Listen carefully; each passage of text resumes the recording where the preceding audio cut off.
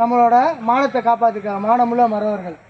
அந்த 5 மறவர் இன்னைக்கு ஒரு சொல்கிறீங்க எல்லாரும் காமராஜர் கக்கன்லாம் நல்லவர்னு.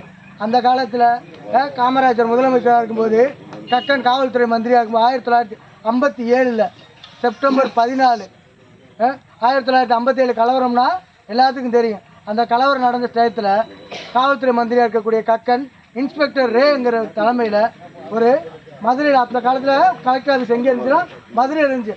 அங்கேருந்து ஒரு பெரிய போலீஸ் படையவே கூட்டிகிட்டு வந்து இந்த கிராமத்தில் அதாவது நம்ம பசுமன் முத்துராமலிங்க தேவருக்கு உதவுன பார்வூர் விழா கட்சிக்காரங்க ஒரு 5 பேரை தேடி கண்டுபிடிக்கிறாங்க. அந்த 5 பேரையும் கொண்டு வந்து கண்ணை கட்டி ஒரு கம்மா கரையில் வச்சு சுடுறாங்க. அந்த சுட்ட இடம் தான் இது.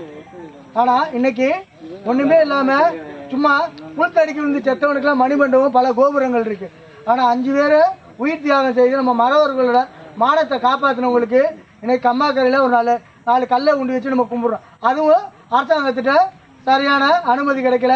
பக்கத்தூர்ல இருந்து நடந்து கூட வர முடியலை. உள்ளூர்காரங்க மட்டும்தான் கும்பிடணும், சாமி கும்பிடுங்க. நம்ம தாத்தா